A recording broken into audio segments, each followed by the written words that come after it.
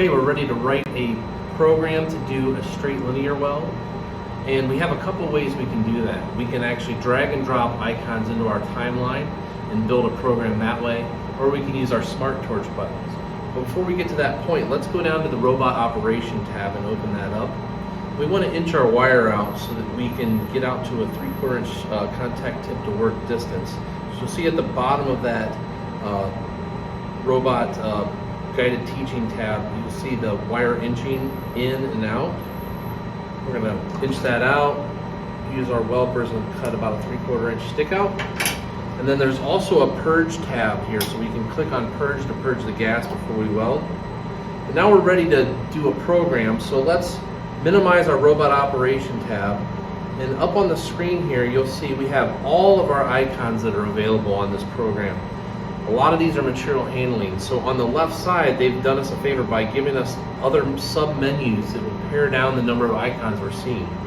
So the main ones we will use when we're doing programming are going to be motion. We're going to use the first two, the L and the J, and then under Arc Tool, we're going to use those icons. So let's use the Smart Torch buttons first to do a program. So we're going to grab this Handle Teach icon here, and we're going to drag it into our timeline. Now you'll notice that the Robot Operation tab popped up. The right button is always active, so when I click on the right button, it jogs between my different types of manual guided teaching functions. Now that I've put the Handle Teach icon in the timeline, I've activated the left button. The left button records points, so if I push it momentarily, I get an air point. If I hold it for 3 seconds, I'll get a weld start.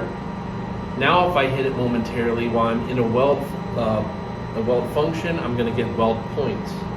When I want to end my weld, I'm going to hold it for 3 seconds again, and I'm going to get a weld end. And now when I hit it momentarily, I'm back to weld points in the air, or excuse me, air points. Now that I'm finished writing this program, I'm going to minimize my Robot Operation tab.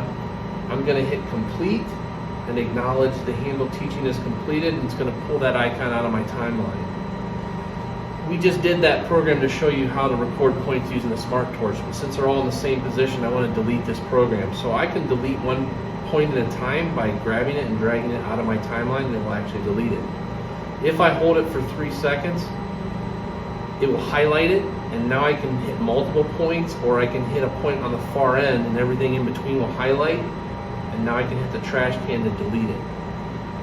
So let's drag the Handle Teach icon up into our screen again, and we're going to do a simple V-groove weld here.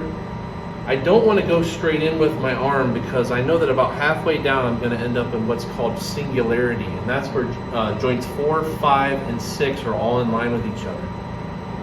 So we're going to have to prepare for that. As we go down, we're going to have to manipulate the arm so it's a little out of whack there. So what we're going to do is I'm going to use my dead man switch, and I'm going to hold it halfway down. I'm in free mode, and when I hold this down, I can now move my arm to where I want it. So we're going to create a home point right here. So I'm going to hit the left button, and I get an air point.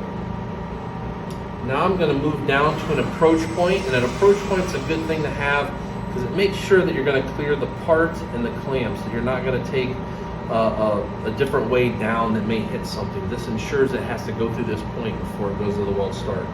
So I'm going to hit the left button momentarily, and again I manipulated my arm so that I don't end up in singularity halfway down. Now I want to maintain my torch angle, so I'm going to hit the right button to go to translation. So now it's going to maintain my torch angle. I don't have to worry about it moving around on me. So I'm going to pull the dead man halfway down. I got my green flashing light. I'm going to go down to my weld start position, and we're going to go down until the wire just barely touches.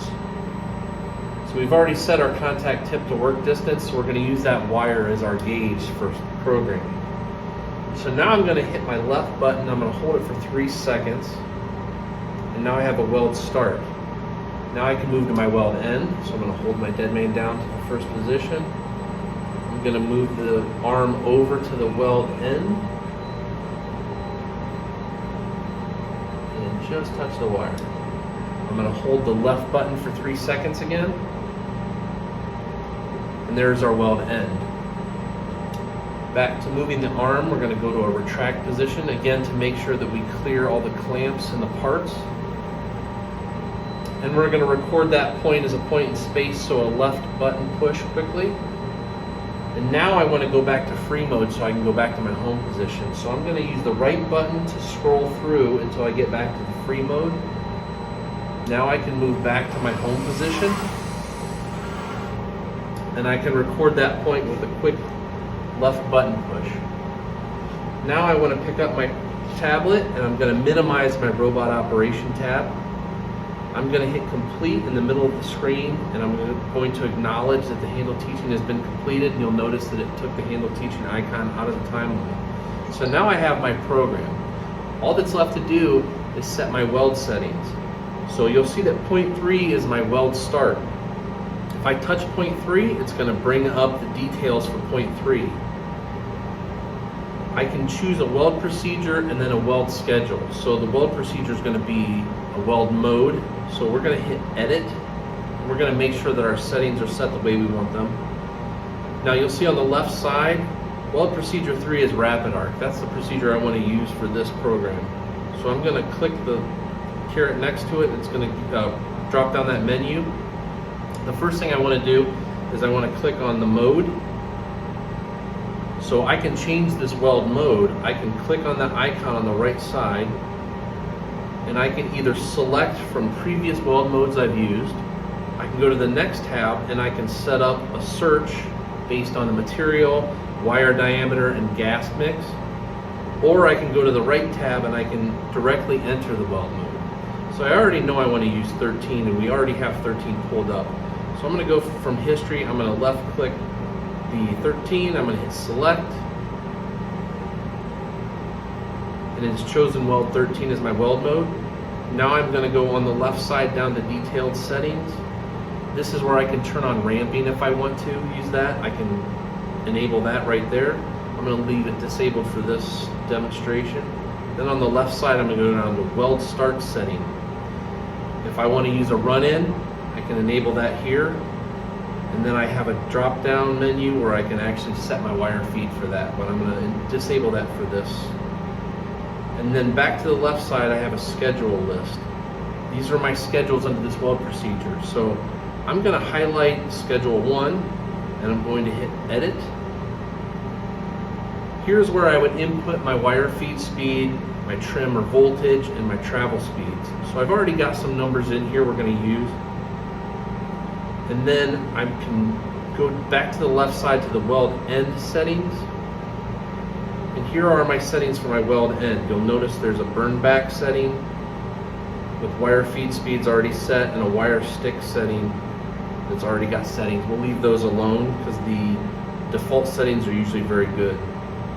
If I go back over to the left side on the top corner, I'm going to hit that back arrow, and that's going to take me back to my program.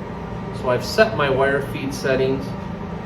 Now I just need to choose that weld procedure. So I'm going to use the first drop down menu, and I'm going to go to weld procedure 3 rapid arc. And then I'm going to choose the weld schedule, schedule 1. And you'll see here there is the settings I set up previously. So now if I want to use that multiple times throughout this program, all I need to do is use the drop down menus and bring it back up. I don't need to do that every time. Now let's move on to the weld end. So point 4 is our weld end. If I highlight that, it brings up the detail screen for that. We can go back to our edit. Go to the left side to the drop down for the rapid arc. And we're just going to skip right down to the schedule list. So we're going to use schedule 2 for our weld end settings. So I'm going to highlight schedule 2. I'm going to hit edit. And there I've already got some numbers in. Approximately half of what our wire feed speed was for the weld start. We're going to set our trim again at 1, and then our delay time will be about half a second. We do not need a travel speed because this is going to stop in place at the weld end, and this is our crater fill. Again, I can go to the weld end settings, and here's my burn back and wire stick settings. Those are all good. So I'm going to go back to the top left corner, use the back arrow, go back to the program. In my drop-down menu, I'm going to use weld procedure 3 rapid arc and weld schedule 2. So schedule 1 was for the actual weld, schedule 2 is for the crater fill at the end. Now if I touch point 4 again, I'll deselect it, and now we're ready to run the program.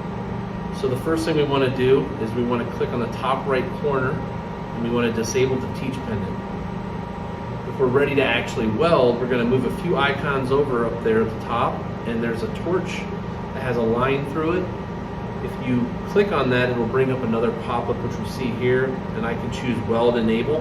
I'm going to leave it disabled for this. And now, lastly, I want to go down to the left side. At the bottom, there's a play tab. I'm going to click on the play tab, and to actually do a weld, we need to be at 100%. I recommend that you dry run the program first at a slower speed just to make sure that everything works and it doesn't hit anything for safety's sake.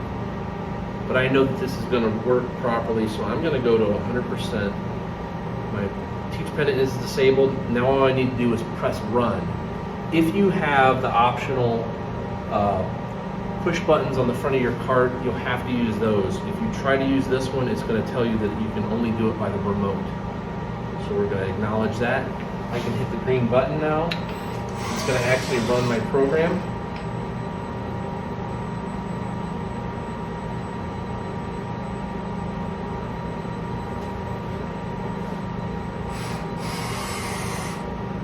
My program is run, it's complete. Now I can enable the arc and I can actually run it and do a weld. And that's how you do a straight linear weld.